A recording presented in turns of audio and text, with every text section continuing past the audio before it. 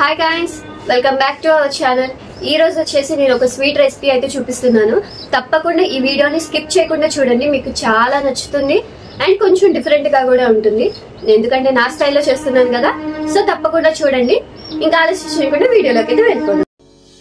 ముందుగా ఒక ప్లేట్ తీసుకొని కొంచెం జీడిపప్పు అండ్ కొంచెం బాదం పప్పు అండ్ కొంచెం వాటర్ మిలన్ సీడ్స్ అయితే వేసుకోండి. ఫస్ట్ ఈ జీడిపప్పుని మనం కట్ చేసుకోండి చిన్న చిన్న పీసెస్గా. నా వల్ల అది కావట్లేదని చెప్పేసి ఇంకా చేత్తోనే చిన్న చిన్న ముక్కలుగా అయితే చేసుకుంటున్నాను అనమాట. ఇంక ఇలా అయిపోయిన తర్వాత బాదం పప్పుని కూడా చిన్న చిన్న పీసెస్గా చేసుకోండి. ఇలా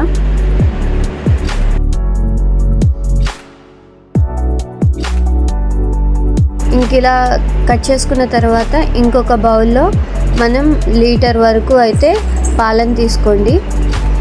ఇంకా స్టవ్ మీద మంచిగా బాయిల్ చేసుకోండి వచ్చేంత వరకు. బాగా బాయిల్ అవ్వాలి, మంచిగా పొంగొచ్చేంత వరకు బాయిల్ చేసుకోండి. ఈలోపు మనం ఈ నట్స్ని అయితే ఫ్రై చేసుకుందాము. ఇలానే పచ్చిగా వేస్తే ఏంటంటే టేస్ట్ ఉండదు. సో ఇవైతే బాగా ఫ్రై అయితే చేసుకుందాం. ఇప్పుడు ఒక చిన్న ప్యాన్లో ఈ బటర్ అయితే యాడ్ చేసుకోండి. మీ దగ్గర ఏది ఉంటే అది, నెయ్యితో అన్న మనం ఫ్రై చేసుకోవచ్చు. నా దగ్గర అవైలబుల్గా బటర్ మాత్రమే ఉందన్నమాట, అందుకే అది యూజ్ చేస్తున్నాను.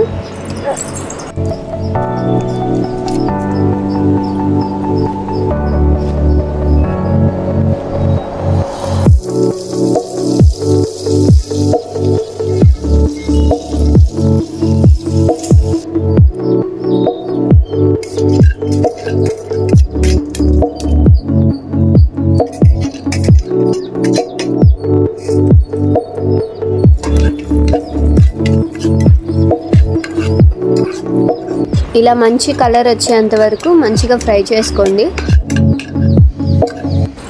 ఫ్రై చేయడం కంప్లీట్ అయిపోయిన తర్వాత ఒక ప్లేట్లోకి అయితే వేసుకోండి. కొంచెం చల్లగా అవ్వనివ్వండి. చూసారు ఎంత మంచిగా ఫ్రై అయినాయో, మంచి కలర్లోకి. నెక్స్ట్ వచ్చేసి బాగా మరిగిన పాలల్లో అయితే 2 టేబుల్ స్పూన్స్ వాటర్ అండ్ ఒక నిమ్మకాయనైతే ఇలా రసం తీసుకొని కొంచెం కొంచెంగా మనం పాలల్లో వేసుకొని కలుపుకుంటూ ఉండాలన్నమాట, ఒకేసారి వేయకుండా.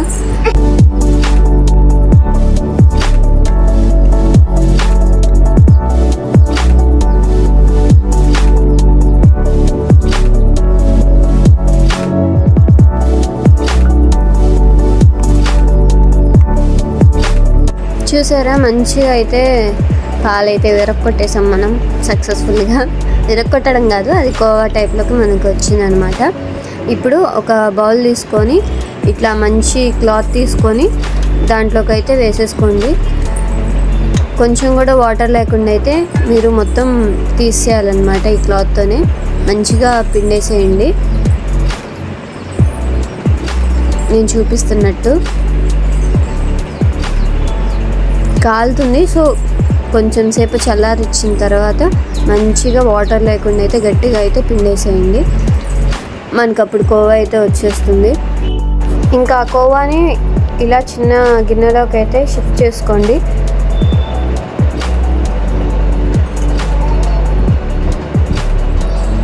కొంచెం వచ్చింది, మళ్ళీ నేను ఇంకొక ½ లీటర్ అయితే మళ్ళీ బాయిల్ చేస్తున్నాను అనమాట. ఈలోపు ఈ సైజ్ బీట్రూట్ తీసుకొని మంచిగా పీల్ తీసేయండి. ఇలా నేను చూపిస్తున్న విధంగా చెక్క అంతా మంచిగా తీసేసుకొని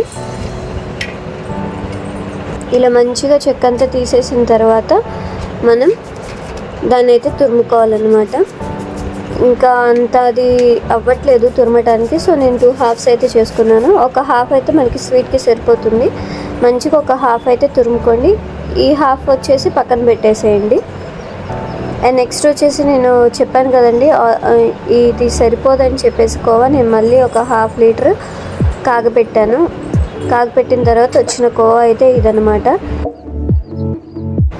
నెక్స్ట్ వచ్చేసి స్టవ్ ఆన్ చేసుకొని ఒక చిన్న ప్యాన్ అయితే పెట్టుకోండి. ఇంతలో ఫ్రై చేసుకునే ప్యాన్ అయినా పర్వాలేదు, నేనైతే అదే పెట్టుకున్నాను. కొంచెం నెయ్యి వేసుకొని ఇలా బీట్రూట్ని అయితే ఫ్రై చేసుకొని పచ్చివాసన పోయేంత వరకు ఫ్రై చేసుకోవాలన్నమాట. ఇలా మంచిగా ఫ్రై చేసుకున్న తర్వాత వచ్చి ఇందాక తీసుకున్న కోవాని మిక్సీ జార్లో వేసి ఈ బీట్రూట్ ఫ్రైని కూడా మనం వేసుకోవాలి.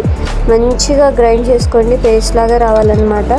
చూసారా నేను ఎట్లా పేస్ట్ చేశాను, అలా నేను చూపించిన విధంగా అయితే రావాలన్నమాట. మంచిగా అదంతా తీసుకొని ఒక బౌల్లోకి అయితే తీసుకోండి. నెక్స్ట్ వచ్చేసి మిగిలిన కోవాతో అయితే ఈ నట్స్ని మిక్స్ చేసుకోవాలి. చేసుకున్న తర్వాత ఒక చిన్న రోల్ లాగా అయితే చేసుకోండి, మనకు అందులో హాఫ్ సరిపోతుంది. ఇలా మంచిగా అయితే రోల్ చేసుకొని ఉంచుకోండి. నెక్స్ట్ వచ్చేసి స్టవ్ ఆన్ చేసుకొని ఒక ప్యాన్ పెట్టుకొని ఇందాక మనం మిక్సీ చేసుకున్న ఆ మిక్చర్ని అయితే ఇందులో వేయాలన్నమాట. వేసుకొని ఒక 4 టేబుల్ స్పూన్స్ షుగర్ని అయితే యాడ్ చేసుకోండి స్వీట్నెస్ కోసం. దీని ప్లేస్లో బెల్లం అన్న వేసుకోవచ్చు, పటికి బెల్లం అన్న వేసుకోవచ్చు. ఇలా మంచిగా అయితే ఫ్రై చేసుకోండి దగ్గర పడేంత వరకు. ఒక 10 మినిట్స్ అయితే పడుతుంది టైం అది దగ్గర పడాలంటే. సో అలా మంచిగా అయితే దగ్గర పడేంత వరకు మీరు చేస్తూనే ఉండండి. సిమ్లో పెట్టే చేయండి, ఎక్కువ పెట్టేస్తే మళ్ళీ మాడిపోతుంది. మీ దగ్గర బటర్ పేపర్ ఉంటే బటర్ పేపర్ మీదన్నా చేసుకోవచ్చు, నా దగ్గర అవైలబుల్గా లేదు. సో అందుకే నేను ఇలా కవర్ని అయితే యూజ్ చేశాను. దానికి గీ అప్లై చేసి ఇలా రోల్ అయితే చేసుకోండి, మిడిల్లో ఆ నట్స్ని పెట్టి. ఇలా మంచిగా రోల్ చేసుకున్న తర్వాత హాఫ్ అన్ అవర్ డీప్ ఫ్రిడ్జ్లో పెట్టండి. నార్మల్ ఫ్రిడ్జ్లో అయితే మీరు 1 అవర్ అయితే పెట్టాలి. ఇంకా పెట్టిన తర్వాత సర్వింగ్ బౌల్లోకి తీసుకొని కట్ చేసుకోండి చిన్న చిన్న పీసెస్గా. చూడండి ఎంత మంచిగా వచ్చినాయి, సూపర్గా వచ్చినాయి. టేస్ట్ కూడా చాలా బాగుంది, ఎంత కలర్ఫుల్గా ఉందో. ఇంకా ఇలాంటి ఎన్నెన్నో మంచి మంచి వీడియోస్తో అయితే మేము ముందుకు వస్తానండి. కన్ఫామ్గా మంచి మంచి రెసిపీస్ అయితే పోస్ట్ చేస్తాను. సో ఇలాంటి మంచి మంచి రెసిపీస్ కోసం నా ఛానల్ని అయితే ఫాలో అవ్వండి. అండ్ మీ ఫ్రెండ్స్ కూడా నా ఛానల్ని రిఫర్ చేయండి. నెక్స్ట్ వ్లాగ్లో అయితే మంచి రెసిపీతోటి మేము ముందుకు వస్తాను. Stay tuned.